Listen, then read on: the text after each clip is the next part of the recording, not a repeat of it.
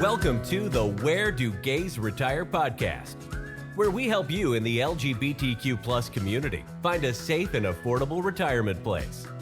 Join Mark Goldstein as he interviews others who live in gay-friendly places around the globe. Learn about the climate, cost of living, healthcare, crime and safety, and more. Now, here's your host, Mark Goldstein.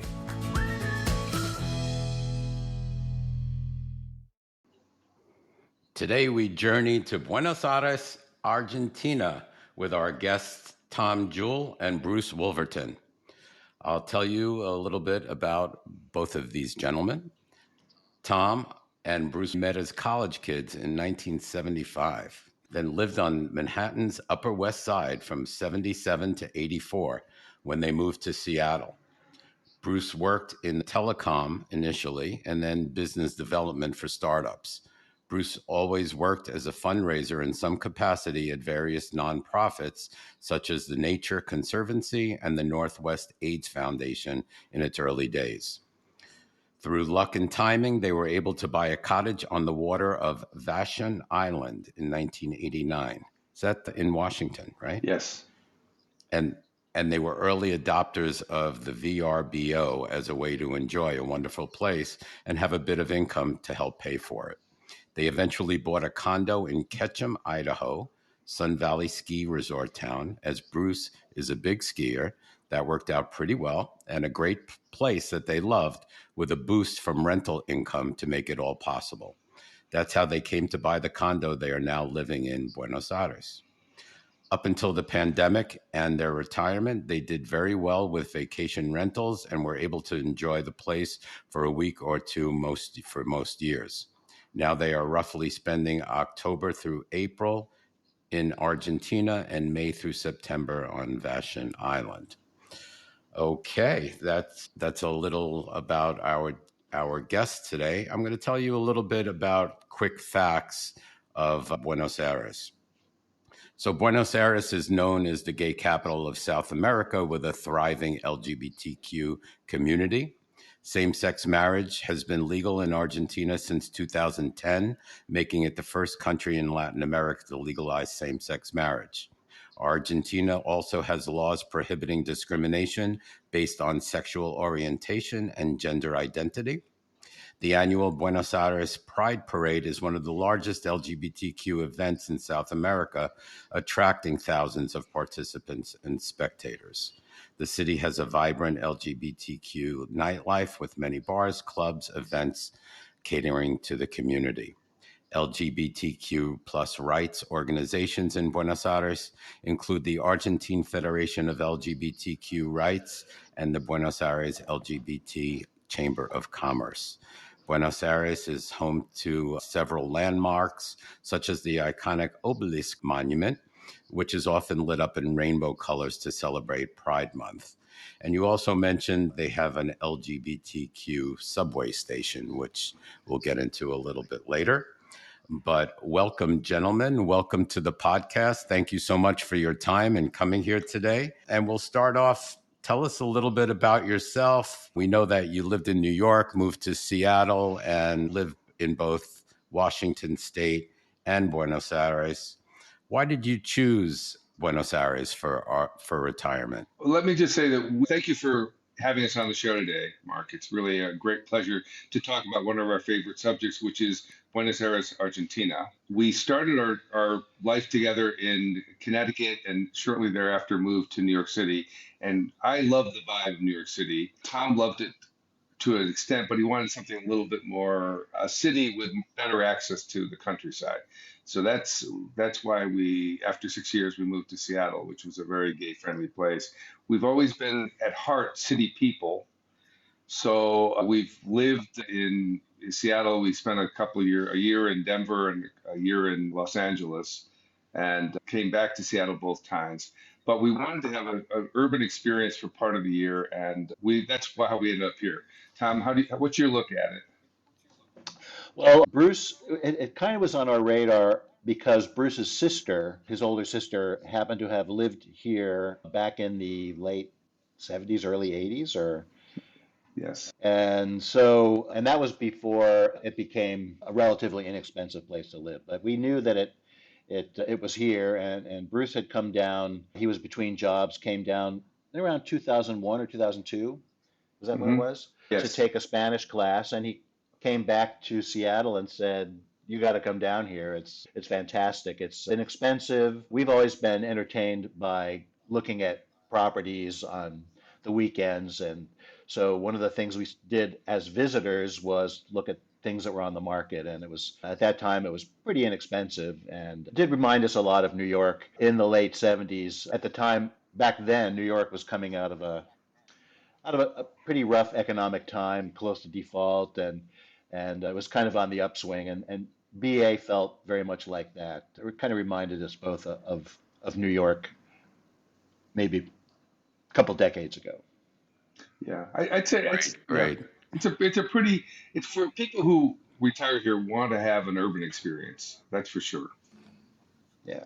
Yeah, that's me. That's me. I'm a native New Yorker, born and raised in Brooklyn, New York. So now I live in Phoenix, Arizona, another big city, but it's a little bit more spread out. It's sprawling as opposed to New York, where everything is really together. But yeah, that's the kind of retirement that I'm looking for. Someplace where I have the conveniences of everything like a city has to offer, as well as maybe a little, beach and relaxing atmosphere as well. Yes. So so geographically speaking, where is Buenos Aires located within Argentina? And yeah, can you tell us a little bit about the geography? Well, yes. So it's at the mouth of the. It's a relatively short river. It's where the Parana and the what's the other river, Tom? Uruguay, I Yeah, think. Uruguay. Okay, they meet to form the Rio de la Plata, which means the Silver River, and it's only about 50 miles long or 100 miles long, but it's about 50 miles wide at its mouth. So it feels like the ocean, but it's actually fresh water for a long ways out because of salt water being heavier than the underneath it's salt water. Anyway, we're at the about one third of the way down the country. We're at the about 34 latitude south, which is roughly equivalent from the equator to North Carolina or Southern California Really, like Santa Barbara is the Okay. same latitude, except on the west the other coast. So hemisphere. I'm picturing the weather being really nice. It's East Coast weather, so East Coast U.S. weather. Okay. So it's humid, not quite as hot as New York, with the exception of this summer, which has been the hottest on record. Okay. We'll get into the climate as well. Okay. So thank you. With a river called the Parana, I would be hesitant to hop in and take a swim. It's the Well, Paraná, actually. Piranha, yeah, it's actually Okay. there are piranha, but that's way upriver. We down here, we it's what is a little strange about it is that the water the land is so rich that there's a lot of silt in the water. So the Rio de la Plata is not, they call it the Silver River because it's never blue. It's always kind of brown It's or more like chocolate silvery. milk. It's like chocolate milk, Oh wow. but that doesn't imply that it's polluted. It Dirty. just says it's got a lot of silt. Yeah. And the Okay. river and the city was built, by people who didn't really appreciate waterfront because the city sort of turns its back to the wide expanse of river and doesn't really take advantage of the views very much, except unless you're in the high rise. Gotcha. Yeah. So what kind of place do you have? Do you have you're in a high rise or a low rise? We are in a We're in mid. a Oh, go ahead, Tom. we're in a seven-story building, and it's just one apartment per floor. So it's a small building with one compared to a lot of the buildings in the neighborhood. It's relatively small. We're just on the third floor with a balcony overlooking the street. And while we initially had really wanted to be up high with a view, I think we both learned to really love the third floor because you can sit out, and we have quite a busy street corner, not just with car traffic, but with a lot of pedestrian traffic. And the people watching from the third floor is fantastic. It's just everyone. Oh, sounds I good. often Yeah. feel like just saying to people, well, Buenos Aires isn't for everybody, but actually it really is for everybody because compared to a city like Seattle, where it skews very young in Seattle, here there's just every age. You see a lot of very old couples walking around holding hands and families, grandma, multi-generational families. It's pretty family oriented. And all that gets reflected on the street corner.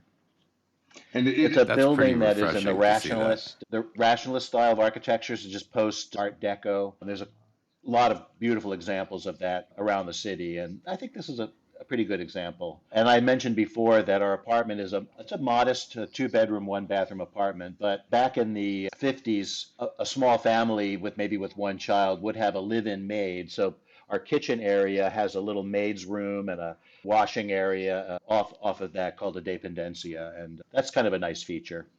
it even has a little Yeah, smaller door for the smaller maid who would come in directly to the kitchen and Right. So not come through the main door. we have an imaginary maid that's called Concepcion. So Yeah. when we after dinner we say, "Well, call immaculate. Concepcion. She'll come out and." But That's but the great. great thing about this, it reminds us a lot of the West Side, the Upper West Side of Manhattan, because it's a dense neighborhood. We only have to walk a block to go to the pharmacy, 2 or 3 supermarkets, 3 restaurants, Hardware delis all store, over the place. It's like incredibly cafe. dense with lots of things and lots of entertainment. And we're 2 blocks from a good sized park, and we're about 7 blocks from a huge park like Central Park. So it really feels like New York, and it has all these outdoor opportunities. So we are big walkers, and similar to Manhattan, actually more so. It's a relatively flat city, so you can walk well into your 80s and 90s if you're a walker. It's really That's awesome. it's easy and interesting. That's awesome. That's definitely a great, attraction, to me at least, because I'm a person that I couldn't care less if I had a car during retirement. I could just not have a car, and just if I had a neighborhood where I could walk to the pharmacy, to the grocery, to the doctor, the hardware store, you name it, then I'm good Yeah, to yeah. go. We walk Right. everywhere. It's very rare that we would get into a car, maybe a taxi, which taxis are quite inexpensive to go to the airport, or if it's just too hot and you've Yeah, already yeah. had your Right. 20,000 steps. Yeah, so it's been a really easy experience. We have some friends with cars. They take us out to the countryside if we need a dose of country. We sometimes we'll go out way out into the suburbs, and it's Uber is incredibly economical right now. Bus trips around the province are really easy. They're inexpensive, and you can buy the tickets online. Everything so has gotten a little easier with the advent of online. Uh, Purchases. It used to be a big pain to buy opera tickets, for instance. Now you can buy them online. You just flash your phone at somebody, you go to the opera, or you go to a theater show. We're not huge theater people, but we do go to the theater every now and again. We go to live concerts. We go to the opera. It's a really great urban experience. And actually, the Teatro Colón is probably one of the 2 or 3 best opera houses for acoustics in the world. So it's Wow. a great, That's fun impressive. experience. That's impressive. So tell the audience, is living in an LGBTQ neighborhood, is that important to you? Does any of that exist in Buenos Aires? Well, we recently went to Sao Paulo. We have a friend who lives up there in Brazil, which is a slightly larger city than Buenos Aires, and we were really struck by the gayborhood up there, which sadly does not exist in Buenos Aires. And gay people are in every neighborhood. It's a little bit like Seattle in that regard. It's very obvious that there are gay people all over the place, but there is no one little intense neighborhood like Greenwich Village, or I guess it would be Bella Right. Vista in Sao Paulo. Right. But Okay. I think it reflects kind of the acceptance of gay people throughout the city that they don't have a ghetto. We'll call it Right. a ghetto, It's but just it's integrated. pretty integrated. We did like the little intensity of this Bella Vista neighborhood in Sao Paulo, but this as a place to live, this is far better. It's a way safer than Brazil. in terms of your daily life. People are out at all hours of the night. Nothing bad, in terms of anything that any of the really bad things you hear about, in terms of violence against anyone. I've never heard of that, or let's say it's rare for a big city. And the metro area has about 15 million people, so it's a little bit smaller than say New York or Los Angeles metro area. Yeah, but it's still big. It's huge. Are there any gay bars? We hear about them. You don't go to them. Well, No, we, because they start at 3 a.m. and I'm ready to get up at I'm in 6 a.m. So at 4. the Right. like with everywhere else now, the apps are really active. So we Right. have a lot of friends that we have. We've met, we've met some people in restaurants that came to be our friends, and these are Argentines. And we probably met a few people through the apps that were not necessarily, nothing intimate ever happened, but they became our friends. So we feel like we've gotten together a really good group of Argentines. Now we know other Americans down here who've lived here. We have a couple we know who've lived here for over 20 years, and they pretty much confess they're not built to speak anything but English, and they are doing very well here. They Wow. speak very little Spanish, if any, really, and they seem to have a very full life, including a lot of Argentines who speak English. So it's not like you come down here and you have to learn Spanish right away. There's plenty of people who speak English, and we just met a guy last November who had been coming down with his spouse for the last 15 years from Palm Springs. But he couldn't stand summer in Palm Springs. He came here in the winter, our winter, Palm Springs summer, and loved it. And they just moved here in September, and he's 85. I mean, and bought a house and everything. I thought that was incredibly adventurous. In fact, they inspired us Yeah. to go look for a bigger apartment. So that segued into my next question, that speaking Spanish a must, but it sounds like it's not at all.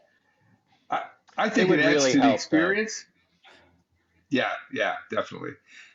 But I feel like they are a little limited because they don't speak Spanish, but I mean, it's amazing. They have a really nice life. And you just limit yourself to the number of people that are going to be your friends. But I'd say Right. many of our friends, truthfully, in fact, I'd say most of our friends speak some English.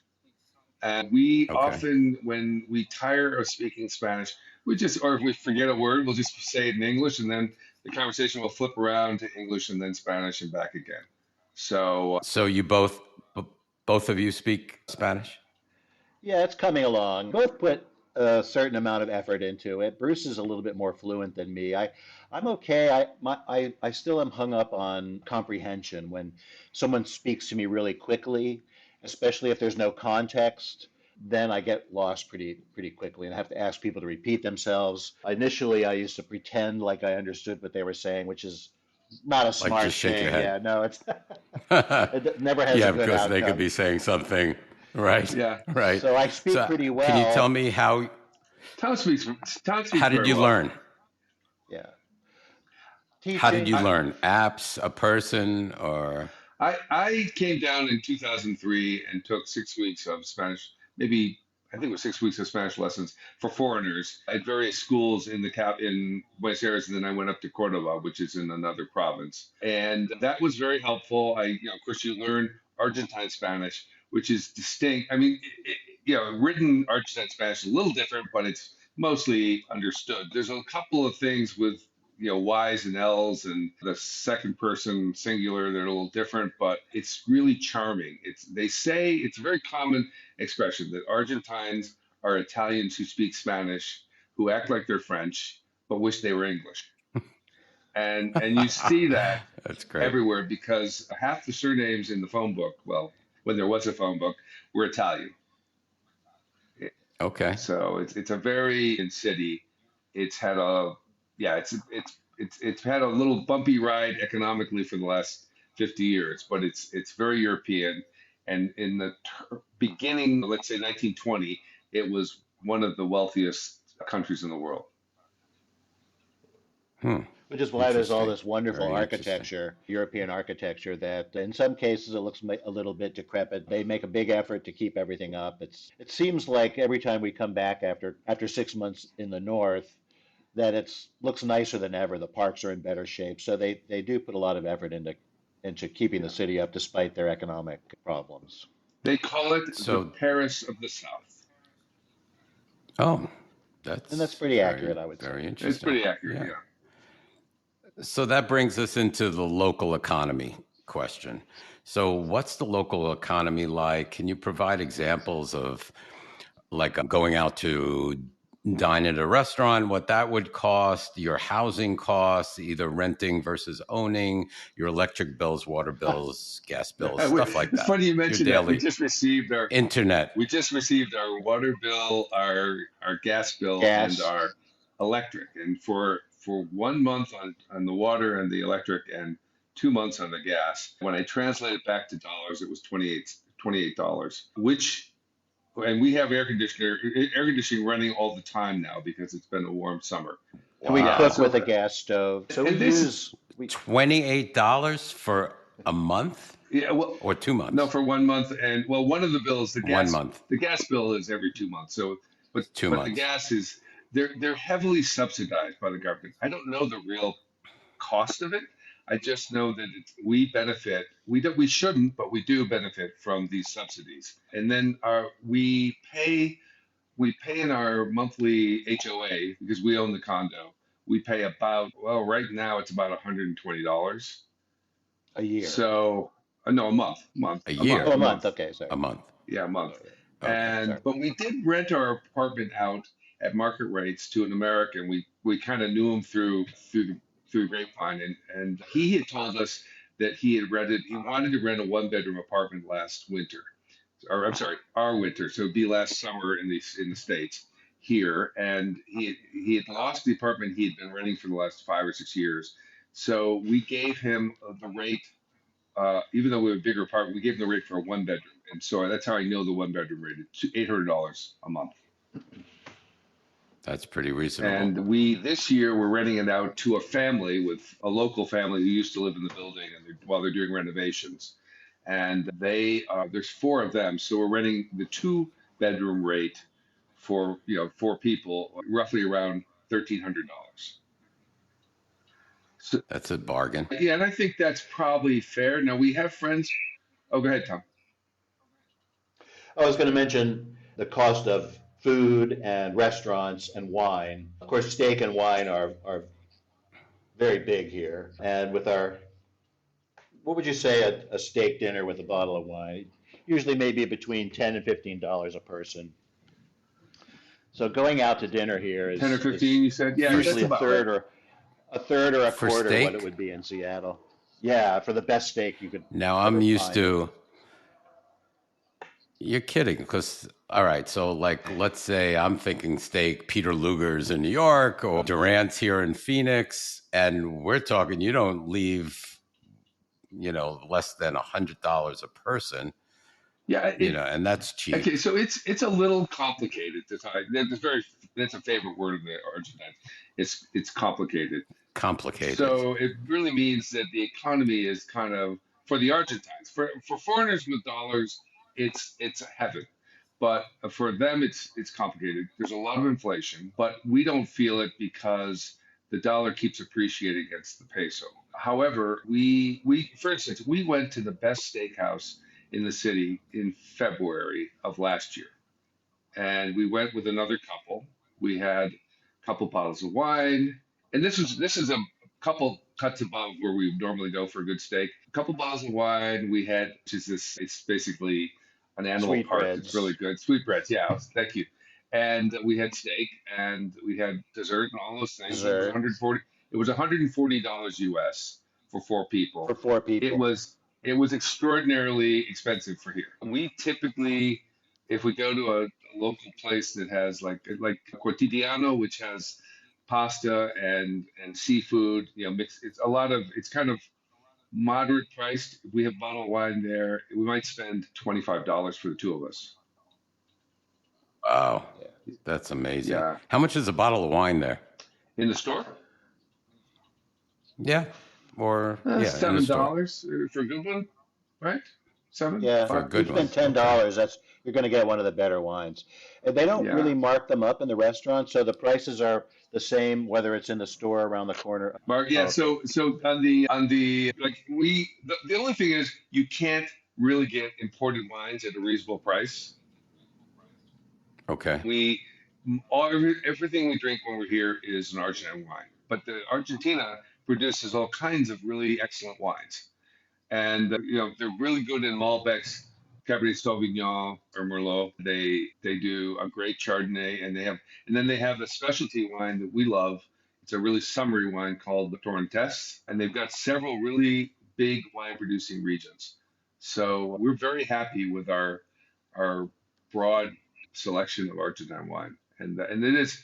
I think in the we probably something that's drinkable that might be as little as $5. I mean, quite drinkable. Wow. That's amazing. Yeah. How about your internet? How about internet costs? Right now, they're very low. They were kind of again. This is something that you can't plan on prices right now, but they've never been that expensive. So we put a service in called Flow, which is sort of like Comcast Xfinity. I don't know what other services you use, but it's a combination of streaming and cable channels and telephone service. And I think our most recent bill, and I may be a little off on this, was like 8,800 pesos, which isn't very much money, $20. But this is, I would say, in the past we've paid as much as $60 a month for it, and it's very good. We have to have it modified because we've got some problems right now, but it's generally very good. We stream on it. So that's that. Okay, so that includes all your cable stuff and your wireless, like Wi-Fi. Yes, yes, includes all that. Okay. Right And now, it's typically, like it's very crazy, crazy. reliable. Yeah, a lot of young, what do they call, digital nomads have been flooding into the city, partly because Yep. they earn dollars and they can live very well. But the internet services are reliable enough that people feel confident that they can work here, even in a cafe. Ours is not working so great these past few days, so we'll probably have to see what's behind It's a that. tw But it's a tweak. We have a family coming to rent the house for a month and or several months, and they have two daughters in college, and they're going to be using the internet. And the whole building is doing. I have reports from my neighbors who had their services tweaked, but I've been able to watch Amazon Prime and Netflix without trouble. I'm having a Netflix, little trouble with Apple Plus or whatever it's called. TV, yeah. Yeah, Apple TV Apple Plus. TV. Yeah, Yep. but I'm pretty sure they're going to resolve that when we get the guy out here next week. Cool. So yeah, that's so far so good. I mean, everything sounds inexpensive, and pretty much you're getting all the services that you're normally getting in the Yeah, U.S. the negative would be So that we eat out too much and we drink too much wine. okay. Well, yeah, it doesn't everybody. I mean, I have we all have that problem. Okay. Okay. So you're not alone there. All right. At least it's cheaper. It's cheaper there. Right. It's not So, hurting our pocketbook as much. True. and that's why you're drinking more of Right. it. Yeah. Absolutely. When we go back, it's the black So, box or nothing yeah. to the United States. Yep. So tell us about the climate. So are summers really hot, humid? Is that when you go back to the Washington area? Well, No, we're Is we there we're a go we're back rainy on for the season? winter. remember we're the reverse. So we're in summer when you're in winter. Oh, We're in the southern hemisphere. oh, So it has been pretty warm since Tom got here in the end of October or middle of October. And I went back for a few, like 5 weeks for just to experience winter and maybe go skiing and see my family. But Tom has been here the whole time because he loves warm weather. So Tom, you're the expert. Tell them. Well, when I arrived in October, it was still a little chilly left over from winter. I had long pants maybe for the first week or two, but I haven't really worn anything but shorts and a t-shirt since then. We have been experiencing an unusual heat wave. Fall should be in the air right now. It actually, the light is changing. The leaves look like they're starting to change. So fall is on its way, but it's been in the low 90s with humidity. So it's been pretty, to me, it's a little too warm. But typically it's we have a prevailing wind off of the South Atlantic, which keeps it pretty pleasant. I like to tell people that the city was named for its air quality. Buenos Aires, good air.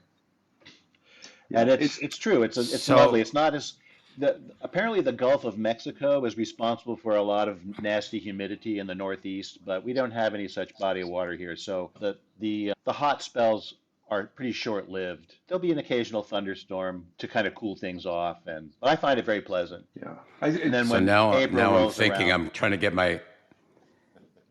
to get my head wrapped around this. I'm thinking now it's like Australia. So yeah, Yes. in June and July, it's winter. it's freezing cold. Well, Maybe it's it's not freezing, but it's cold, or yeah. The last time it's your they've winter. had they've had snow in the city exactly once since 1917, and that was 2007. And people were posting on the internet all over the place, grandma's first snow, because it just doesn't exist. And we have palm trees in the city. This is it. They Right. would consider a cold winter that one that where the temperature goes below freezing ever. Cold Very normal rare. winter is highs can be up to 75 degrees in the winter, but more typically if it's a cloudy day, it'll be like 58 high and 48 low. It's never really cold. No. So we're in March, and we're starting here in Phoenix to get nicer weather, so warmer weather. So it's kind of cooling off there. Yeah, It should be. In fact, it the should high should be. be in the high 70s now, and they're way higher.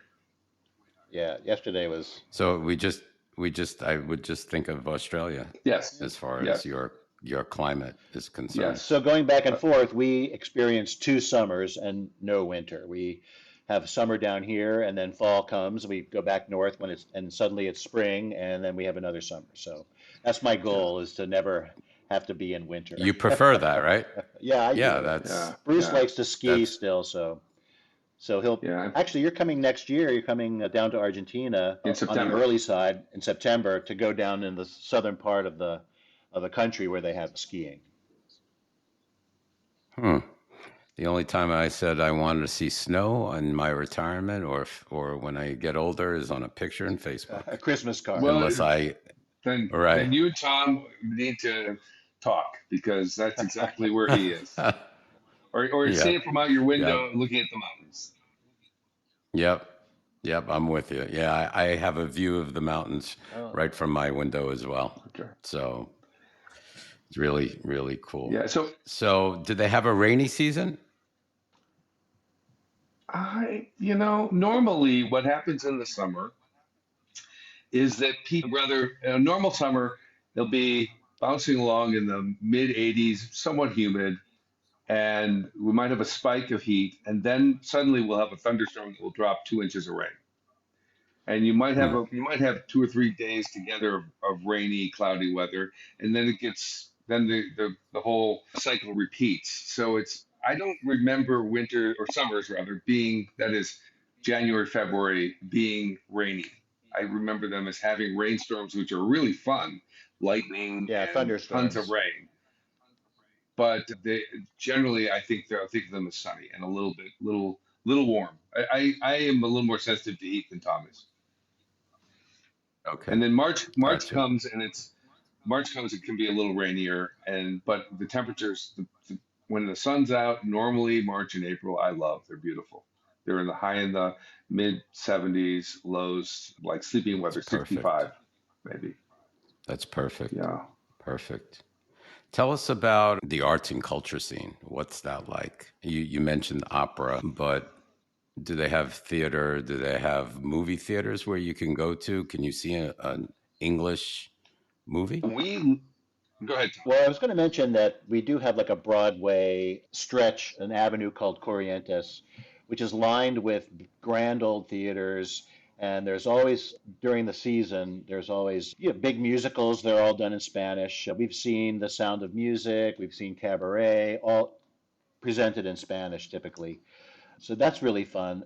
Right now, the post-pandemic, word is that there's just an explosion of creativity in small regional theaters and neighborhood theaters, a lot of music, a lot of new music. So it's a super active scene. Lots of art galleries, big and small. We do have a very large multiplex just a couple blocks from here we saw Brokeback Mountain for the first time with subtitles. Wow. So it was in English. No, basically American Okay. films But are everything. American films are in English with the Spanish subtitles, yes, right? almost the only thing that you'll see dubbed in movie theaters typically is cartoons for kids.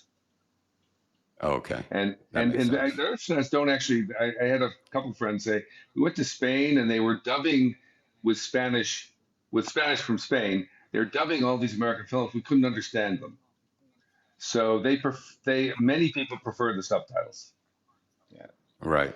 Yeah. And I the would rather Hollywood of hear it South in America English. is here as well. A big, very active film production happening in Buenos Aires, and in a neighborhood they call Palermo Hollywood because of all of the movie production there and the television production. Yeah. So coming from New York City and Broadway, I would kind of get my arts and culture fix Easy. there You know, if I Yeah. moved we there. take a lot of visitors who don't speak any Spanish, and we'll take them to a musical production of, for instance, something that everybody knows either through the movies or if they've been to the play. So we take people to Sound of Music. We've taken them to Sound of Music, I was Yeah. thinking of. La Victor Novicia Victoria. Rebelde.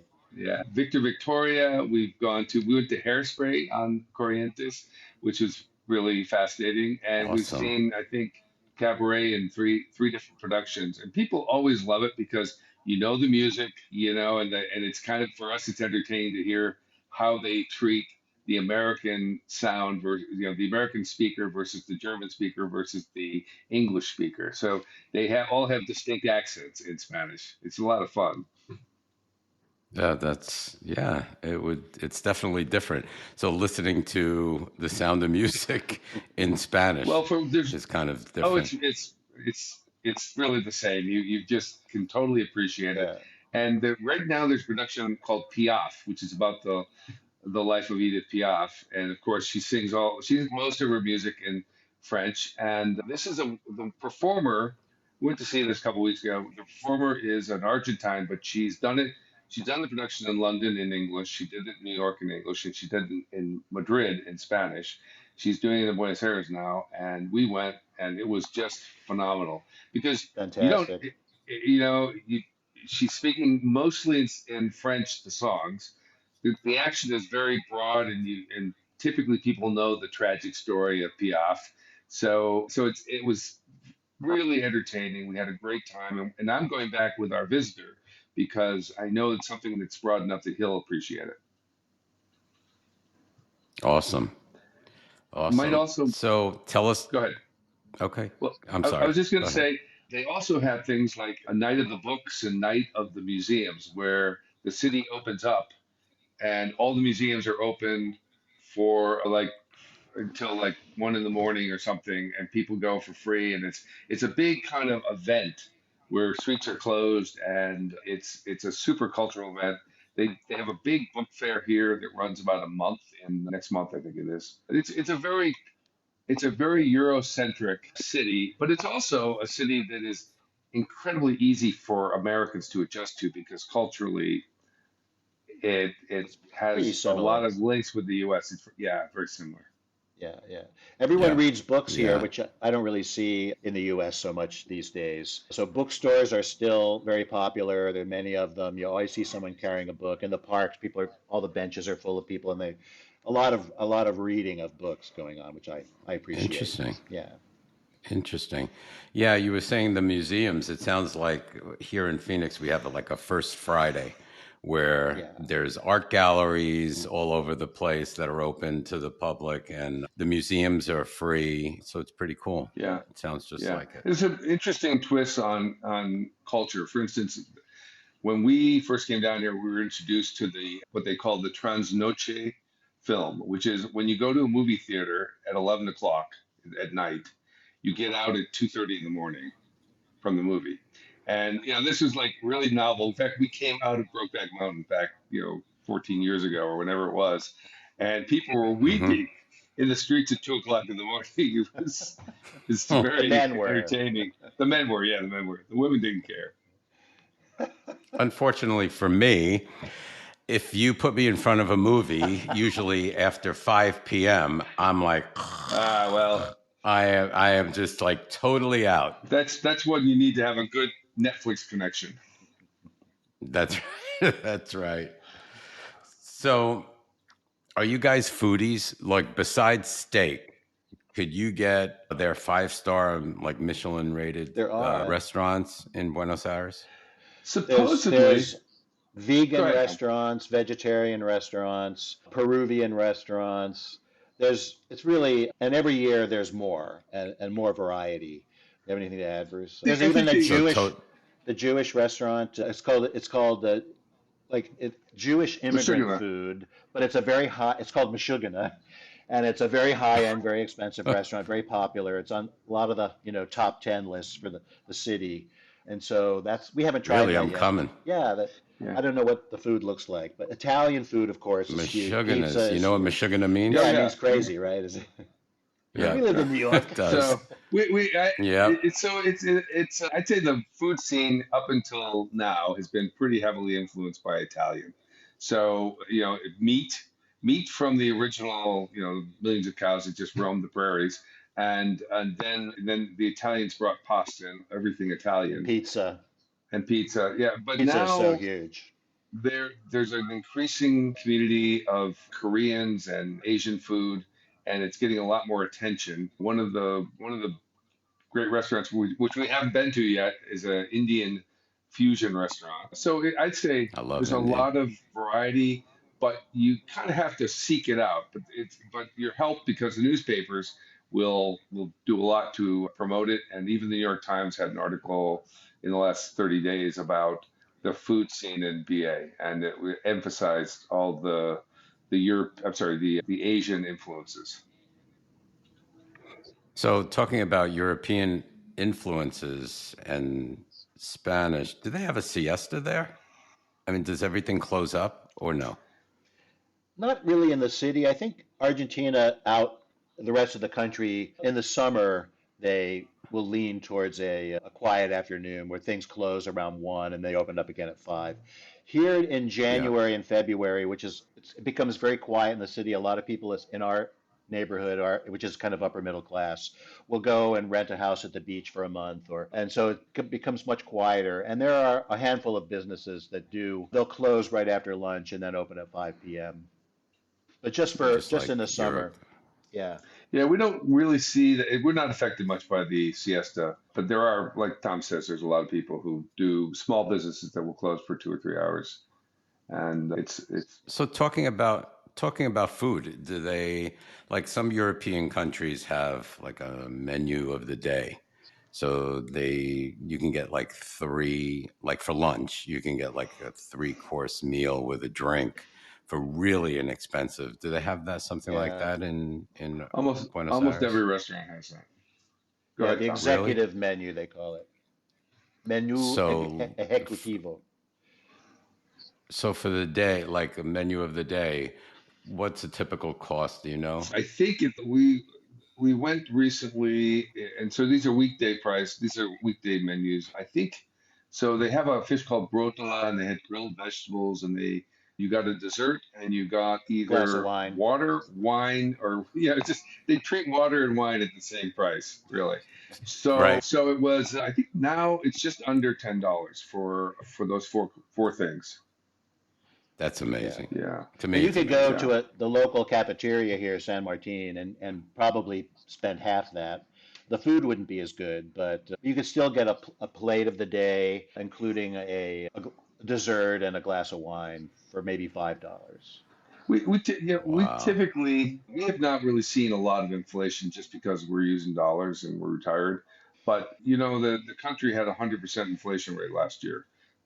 And the Wow. peso, which was worth 33 cents in 2003 or four, actually even in 2006 it was worth 33 cents, is now, well, it would take, let's see, it would take about, I don't know, it's like 100, it's 100 times less valuable. So it takes Hmm. one, let's say this, $1 was 3 pesos. Now it is $1 is 375 pesos. This is in 20 Wow. years.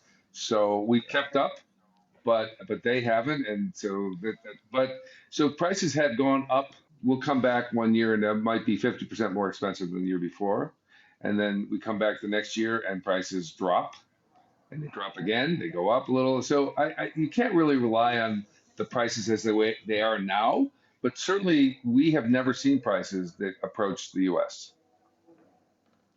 So, do you pay in pesos or do you pay in US dollars and they convert it? Because that would be a little expensive for the conversion side. Yeah. No, we pay for We everything in pay, pesos. You pay in Yeah. pesos. yeah. How do you convert? So you have a bank there, or how do you convert your US dollars? I Well, don't this even is know where to begin on this. one of the more strange things about being here is that because we go back and forth, when we come down, we bring American Some $100 some bills. money, some money. Yeah. Very, very prized here. And we just go, there are places, there are individuals, you can do it on the street. There are little like jewelry stores that are in fact places to change money. So we, every once in a while, and we don't like to change too much at one time because the rate may be more beneficial if we wait another week. So every couple of weeks we'll go to a cueva, a cave, and change a couple $100 and get piles of pesos and then use cash for everything. So this is a country Okay. that where people don't really save their money in banks. They basically save by converting as many pesos to dollars as they can, and they put them under a mattress, they put them in a home safe, or they put them in a safe deposit box in the bank. When you rob a bank, if you really want to get money, you go to the safe deposit boxes.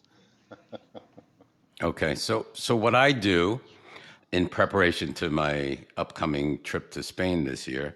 So I opened an account. It's called Wise. It's WISE.com. I have an account there. In fact, if you go to my website at www.wheredogaysretire.com, at the bottom of each page, there's an ad for Wise. If you click on it, the first $600 transfer from US dollars to any currency is fee free. Oh, So I actually have this account, and online, I take my US dollars, it takes it out of my bank account in the US, and it converts it to whatever currency I want. Hmm. So in this case, euros, because I'm going to Spain. Right, And now I have a euro account with 600 euros in there that I paid low fees transferring the currencies. right. So just as a little tidbit. Yeah, so, well, yeah, that sounds really interesting. There's, with the current government in place, there's all kinds of different rates. So when Argentines travel abroad, they pay one rate, which is a higher rate. They have to pay 400 pesos to get $1. They have a rate for investments, which is called one thing, which there's a rate for a credit card rate. So recently, the tourists would go to these cuevas, these informal money changers. Everybody does it. The Argentines do it, but they go and they would change all their dollars through this informal methodology.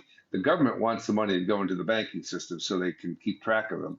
So they just negotiated with Visa and Mastercard to give them a special rate. So if you use a foreign credit card in Argentina, Hmm. you get virtually the black market rate for the money. And Gotcha. anyone traveling here now, it's a wonderful deal. Hurry and come to Argentina. You don't know what's going to happen after January 1st, but right now it's a great deal for travelers. Sounds good. Sounds good to me. Tell us about public transportation in such an urban environment in a big city. Do they have subways, metros, buses? Can you get an Uber? How all of can you get that. around? Yeah, it's buses. We'll talk about that. It's an interesting setup in that each bus line is operated by its own company, but they're all over the city, and everyone takes buses. There's a good subway system that was built initially in 1901 by the British. So the subway cars go the wrong way on the tracks. But that's a very, we wanted, when we chose this apartment, partly we wanted to be near a subway station. And then Uber, taxi, you just walk out on the street and flag a taxi. And all because of our as dollar owners, all of this is very cheap. How much is a subway ride? It's like 40 cents or something, or even less. I think it's less than that. Again, the subways and the buses are all subsidized, and they have a uniform Yeah. card, which you just use your card on the buses and the subways, and they are ridiculously cheap. 30 cents, 40 cents, something like that. Yeah. Yeah, yeah. And the That's subway is crazy. very Can you nice, very imagine? reliable. The stations are beautiful. Most of them have tile mural walls, and no matter how old they are, and it works really well. Sometimes I get the impression that it's probably more reliable than New York City subway because I read terrible things I wouldn't. about. I wouldn't doubt it. Yeah, I wouldn't doubt it. And they have an LGBTQ subway. Well, one of the stations was named after an activist who died of AIDS in the 90s. I guess he died early 90s or late 80s. Yeah, Carlos Jauregui. Yeah, and Uh, he really brought the struggle for recognition of the gay community to the forefront of Argentina. When I first came to yeah, Argentina, the Gay very Pride Parade successful. had 5,000 people in it. Now it has well over 100 and some thousand coming to it. Wow, that's incredible. It's good to hear. Yeah, Good to hear that people are recognizing yeah. and waking up. Yeah, Actually, we love. One of the things I love about it is that everyone is so open, and their ears perk up when they hear English, and if they know any, they'll try to talk to you. right? It's very sweet, and it's a country of immigrants like the U.S.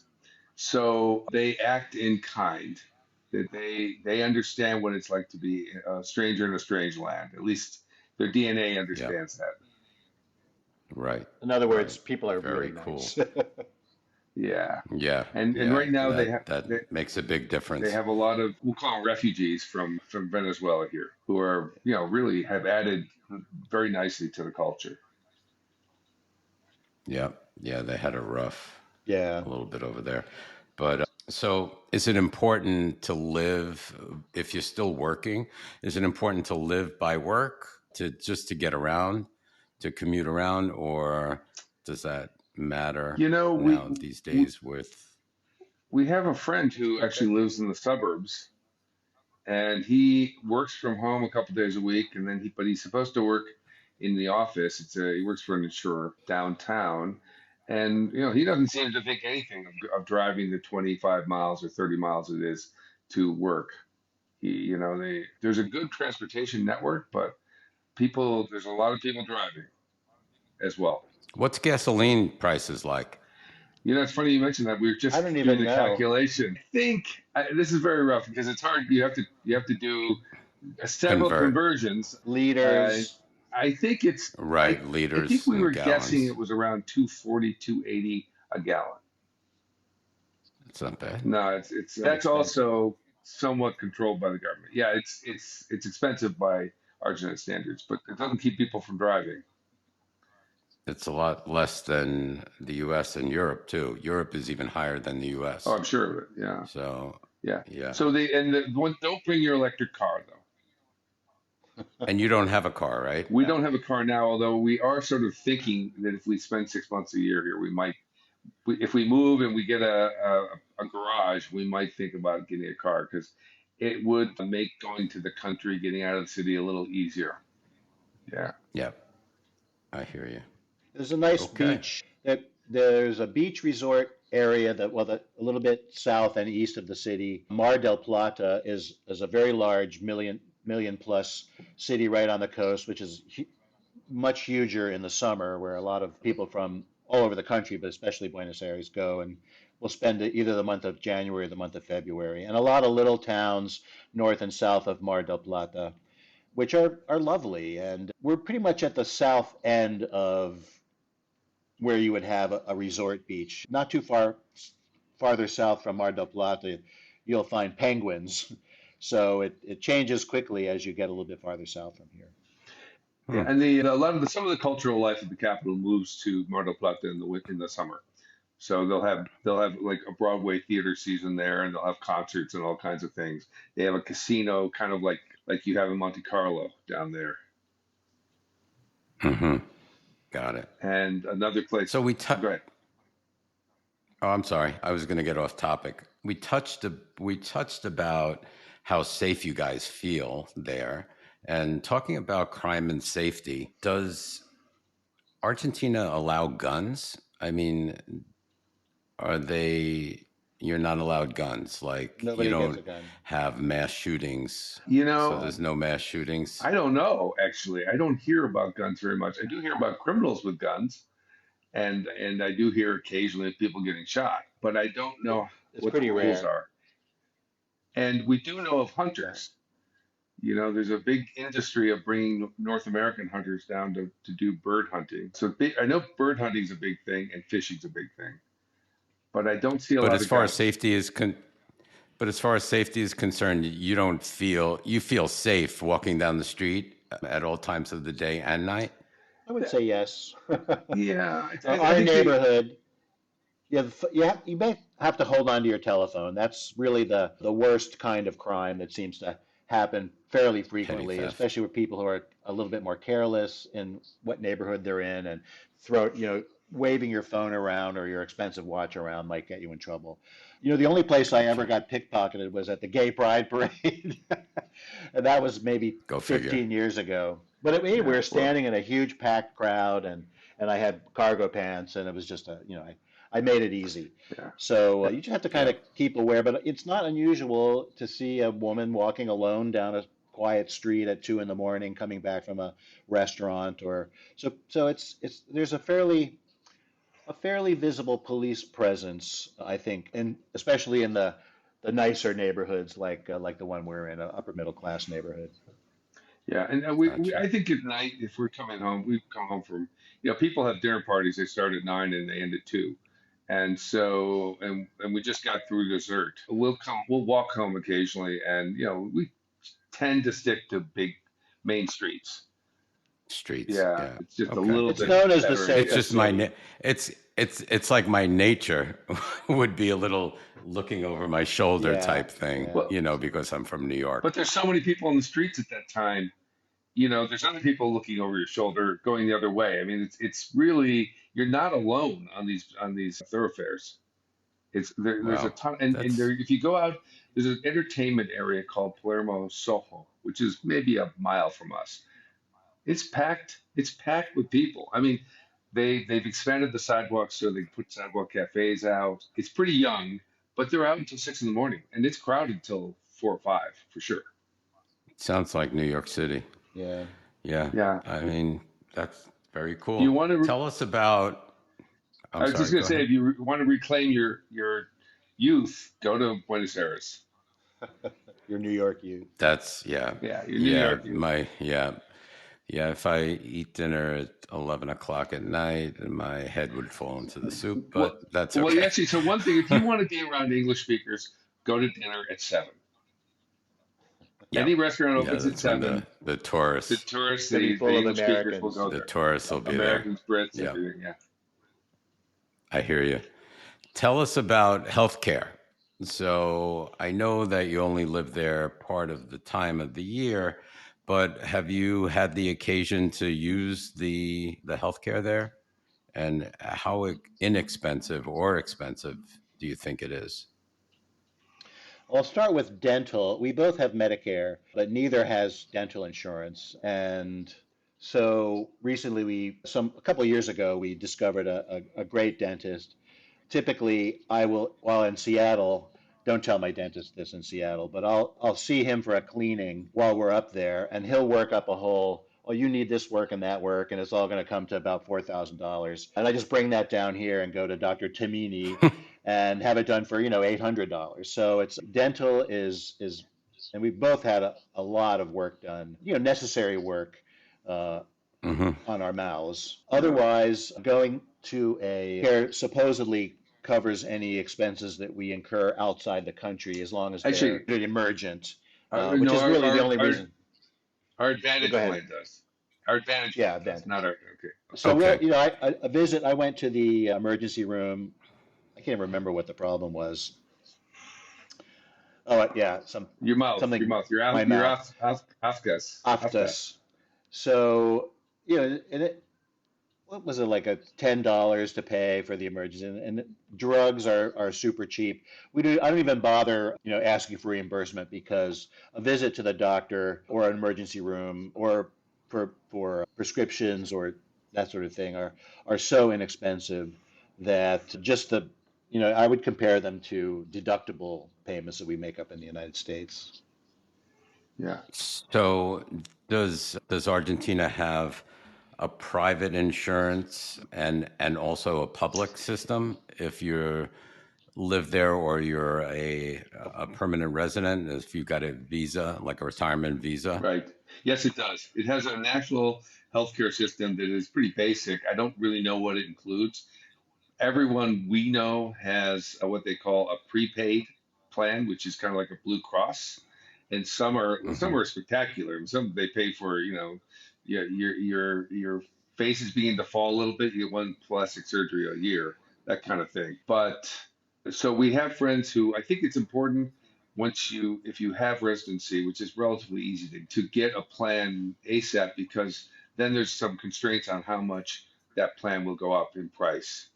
And typically, well, the If you're truth is, older, I especially. don't, yeah, especially if you're older, if you're in your 80s. We have a friend who was just telling us his mother she's 86 or 7, I think she's 87, and she is paying the equivalent of, I think it was almost $300 a month for her health insurance. But because we're not spending a full year here, we typically pay out of our pocket Just use or get your, reimbursed. yeah. I've had a lot of procedures here. I've never really thought, oh my God, that's expensive. In fact, last time I had a CT scan done, the place that did it forgot to charge me. So, and I don't even know how to pay them, frankly. So, I don't, it's not I'd say the treatments are pretty modern. We have a friend who had basically just recently, a year ago, had a heart valve replacement, and he was a young guy, but he had a heart valve replacement. Very confident with the level of care. The specialists are very good. That's what I was going to ask. Yeah, no, Would you fly back to the US for a procedure, or would you feel comfortable I having it feel there? comfortable here. I think I can't think of any reason, you know, why we other than wouldn't, insurance, other than insurance. Right. Correct. Yeah. obviously, if I have something and it gets stabilized, I can't just stay here and have it treated. I have to go back, and Kaiser Permanente Right. has to take it. But in terms of the quality of care here, I think it's very good. There's a lot of private hospitals. The emergency care is very good, and that's through the public system. So if you have let's say you have a heart attack or something, you go Right. to basically a trauma care hospital, which there's one not too far from us. And when you stabilize, you typically don't want to be in a public hospital, but they have the best trauma care, best emergency care for heart and brain and all those kinds of things. Uh, Accidents. Yeah. Right. then Yeah. you'll go to a private sanitarium, well, a hospital Gotcha. basically. Hospital. Yeah. Okay. Clinica. Tell us a little bit about the visa situation. Do you know how to obtain a visa? Do you get it through the consulate in the US? Well, I went to a lawyer. I once had a long-term residency, and I think this is back when everything was a little hazy and the enforcement was uneven.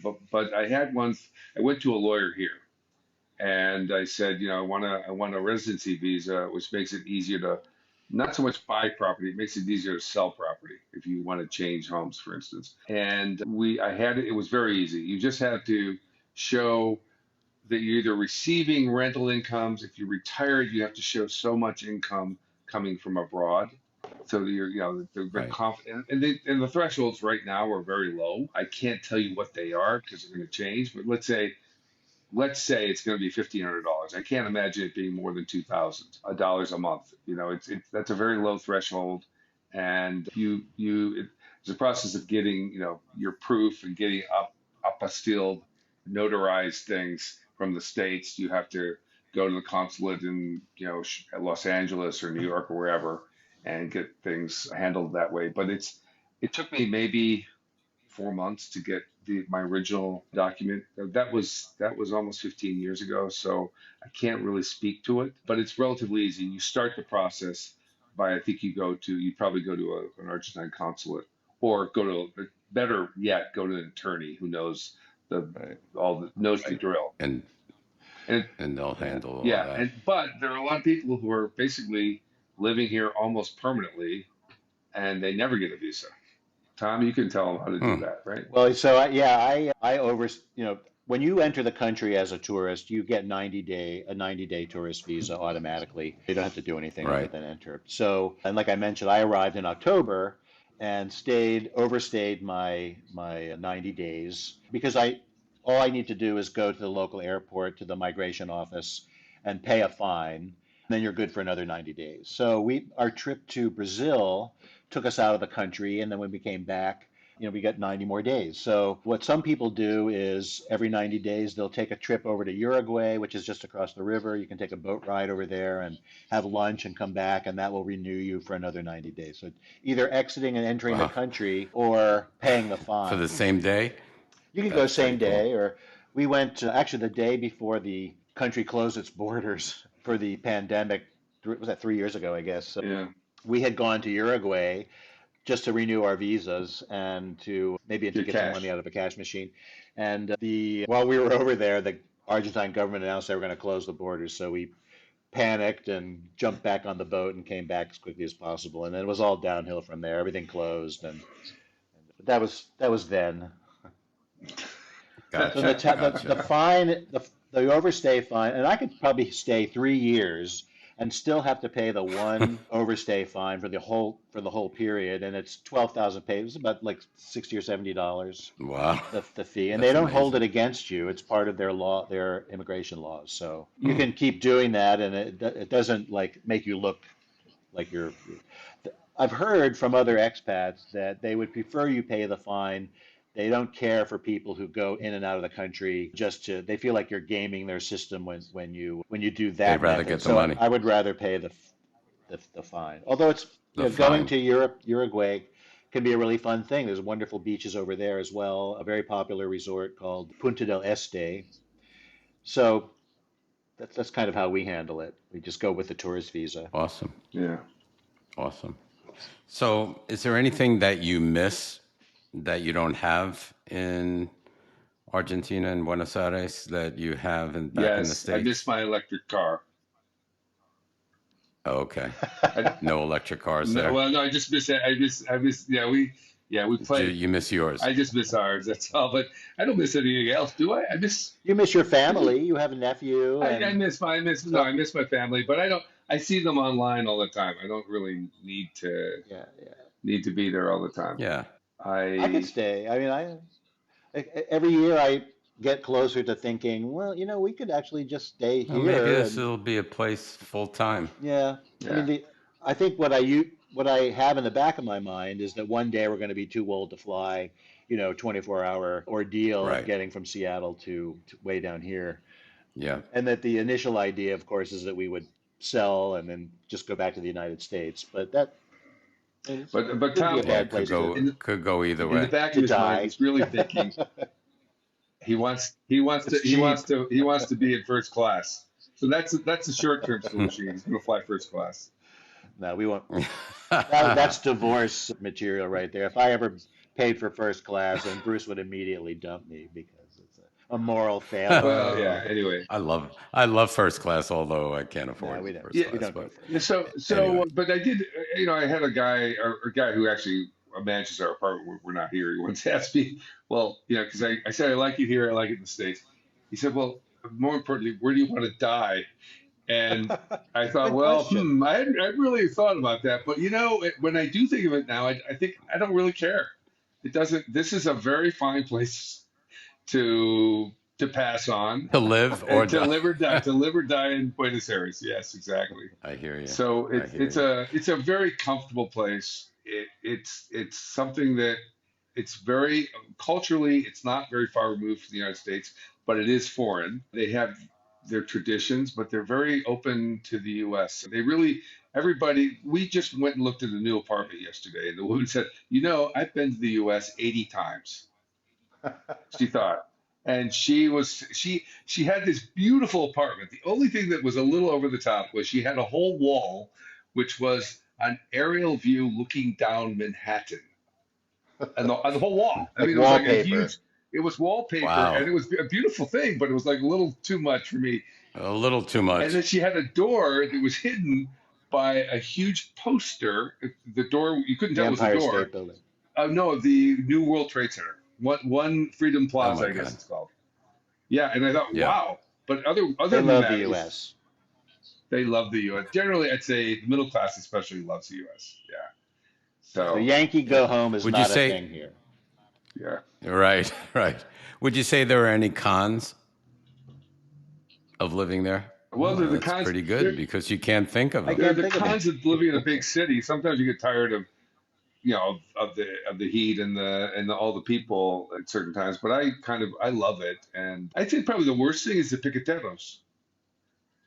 And the language. There's- Sometimes There's I what? get really tired. Language. Going back to the U.S. and hearing everybody speak English can be a bit of a relief after 6 months of struggling and asking people, "What did you say? Yeah. What did you say?" Yep, yep. Yeah. I hear I- that. I- Definitely understand So that. one thing they do have here, and they have what they call piqueteros. The piqueteros are demonstrators, Picketers. and the picketers, they demonstrate for everything and against everything. And we don't see much of it in our neighborhood, but sometimes it can affect getting around the city. So you Yeah, like mentioned, strikes. yeah, they're kind of like strikes. Yesterday, for instance, they had a 12-hour work stoppage on the buses, but not all the buses, but the one that goes down our street. So we saw it generally as positive because we didn't have the bus going by the house all the time. But they have odd little work stoppages that last like a day, a half day. They have people demanding bigger pensions and more government assistance for this and that, and they'll generally try to block major arterials. So, Gotcha. but that's more an annoyance than any reason to not want to be here. Sure. So, in wrapping up, gentlemen, what would you say to our audience if they're thinking about relocating to Buenos Aires? Come on down. We if you love cities, if you love a place like San Francisco or New York, you will feel right at home here, and just has so much to offer, and it's a relatively small price to pay in terms of the change. Things are relatively inexpensive. People are very outward looking. There are places in South America which I wouldn't recommend only because they seem more closed societies, and this is an immigrant culture, and it's just we've had a great time here, and we see probably spending a little bit more time here than we are now next year. Great, great. Well, thank you, gentlemen, for your time. This was wonderful. I really you. enjoyed it, and I'm sure our audience will too. And yeah, is there anything you'd like to add to the audience? Well, I want to thank you for letting us talk about our favorite subject, Of course, of course, and of tell course. you Well, that a move to Buenos Aires would be, come down and see it and see what you think. But don't come down for a week. Come down for at least a month. Yeah. Yep, and experience it. Yeah. Okay, very good, gentlemen. Thank you again, and we'll see you next time. Okay. in touch. Thank you very much. Thanks. Thank We're you. gonna stay on. Bye-bye. Thank you for listening to the Where Do Gays Retire podcast.